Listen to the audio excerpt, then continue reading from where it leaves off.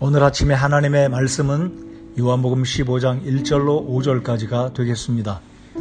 나는 참 포도나무요 내 아버지는 농부시니 내 안에서 열매를 맺지 아니하는 모든 가지는 그분께서 제거하시고 열매를 맺는 모든 가지는 깨끗하게 하사 그것이 더 많은 열매를 맺게 하시느니라. 이제 너희는 내가 너희에게 일러준 말로 깨끗하게 되었으니 내 안에 거하라. 나도 너희 안에 거하리라. 가지가 포도나무 안에 거하지 아니하면 스스로 열매를 맺을 수 없는 것 같이 너희도 내 안에 거하지 아니하면 더 이상 열매를 맺을 수 없느니라. 나는 포도나무요 너희는 가지니라. 사람이 내 안에 거하고 내가 그 안에 거하면 바로 그 사람은 많은 열매를 맺나니 나 없이는 너희가 아무것도 할 수 없느니라. 본문의 말씀을 중심으로 열매 맺음의 원리라는 제목으로 주의 말씀을 나누겠습니다. 아주 오래전 고등학교 다닐 때 방학을 맞아 포도원 일을 하시는 저희 이모님 집에 놀러 간 적이 있었습니다.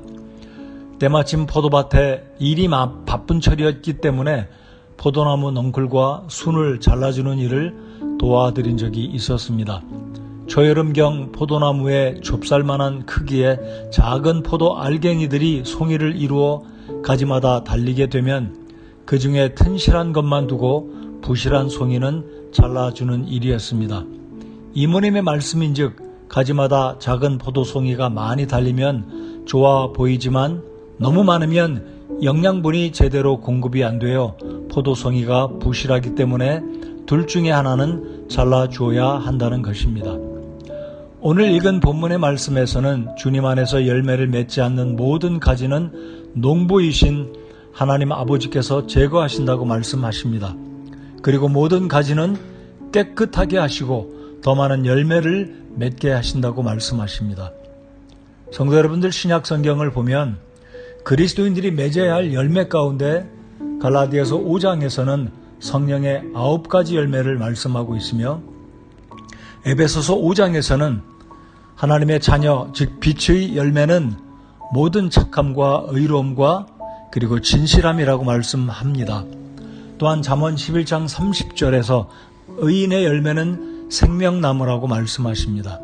반면에 유다는 그리스도의 신성을 부인하던 거짓 교사들을 가리켜서 말하기를 그들은 바람에 밀려다니는 물 없는 구름이요 열매가 시들고 열매가 없으며 2번 죽어 뿌리째 뽑힌 나무요 라고 말하고 있습니다. 그리스도인들에게 있어서 열매는 우리의 믿음의 결과이며 주님을 사랑하는 외적인 증거입니다. 하지만 악인들은 유다의 말과 같이 바람에 밀려다니는 물 없는 구름이요 열매가 시들고 열매가 없으며 2번 죽어 뿌리째 뽑힌 나무와 같다고 말씀하신 것입니다. 또한 우리 예수님은 마태복음 7장 17절에서 20절까지 이와 같이 좋은 나무마다 좋은 열매를 맺고 변질된 나무는 나쁜 열매를 맺나니 좋은 나무가 나쁜 열매를 맺지 못하고 또 변질된 나무가 좋은 열매를 맺지 못하느니라. 좋은 열매를 맺지 아니하는 나무마다 찍혀 불 속에 던져지나니 그러므로 너희가 그들의 열매로 그들을 알리라고 말씀하셨습니다. 이는 곧 즉 그리스도인들 모두로부터 열매를 받으시기를 기뻐하시며 기대하시는 우리 주님이심을 알 수 있습니다. 나무 의사로 일컬어지는 우종령이라는 분이 있습니다. 거의 한평생을 병든 나무나 죽어가는 나무를 살려내는 일에 정성을 쏟는 식물학자입니다.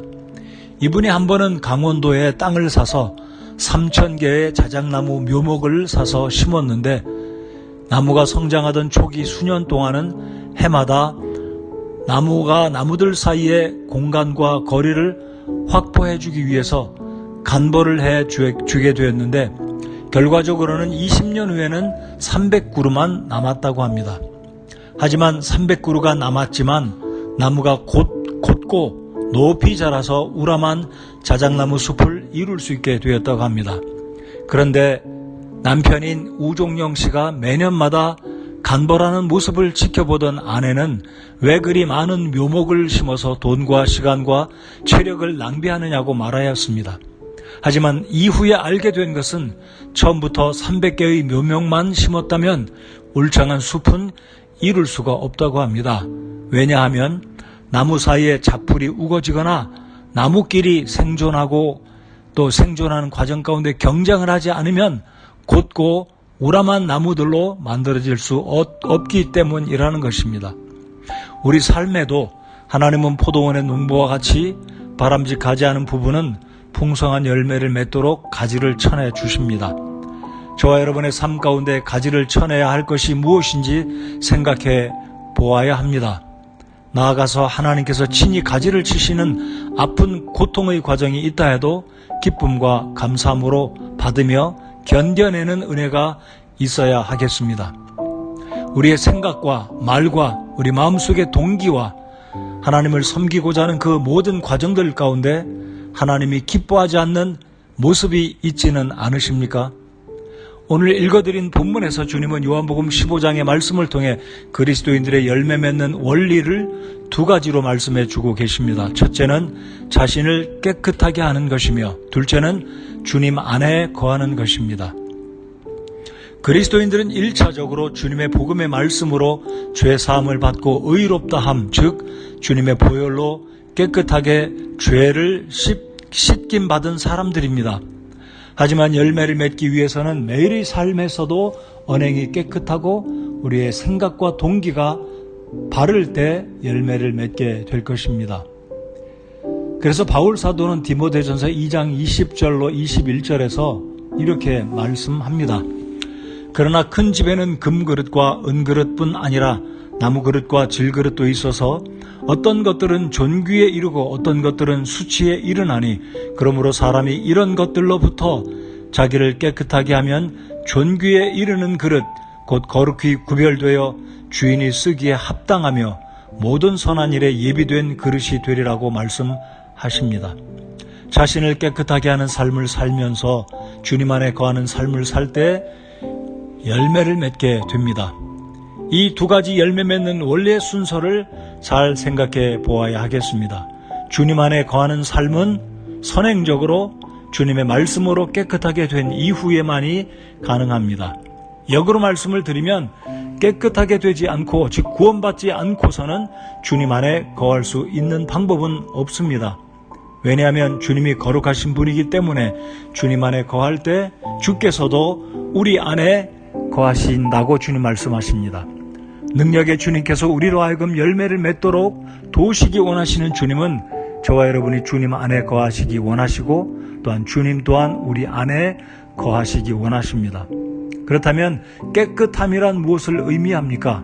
주님의 보혈로 죄 씻음을 받고 구원받음을 말합니다. 그러므로 주님 안에 거한다는 그것은 구원받은 이후에 주님의 말씀과 그분의 뜻 안에서 살아가는 순종의 삶을 의미합니다. 이 말씀을 들으시는 분 가운데 예수님의 십자가에 흘리신 보혈로 죄 씻음을 받고 깨끗하게 되었는지 자신을 먼저 살펴보시기 바랍니다. 그리고 구원받은 이후 날마다 예수 그리스도를 나의 주로 인정하며 말씀 안에 순종하며 살고 있는지 우리 자신들을 점검해 보아야 합니다. 그것이 주님께서 말씀해 주시는 열매 맺는 성경의 원리입니다. 여러분 올해 어떤 열매를 맺기 원하십니까? 주님 안에 거하면서 믿음으로 살아가십시오. 믿음의 결과로 주님께서 주시는 다양하고 풍성한 열매를 맺게 될 것을 확신합니다.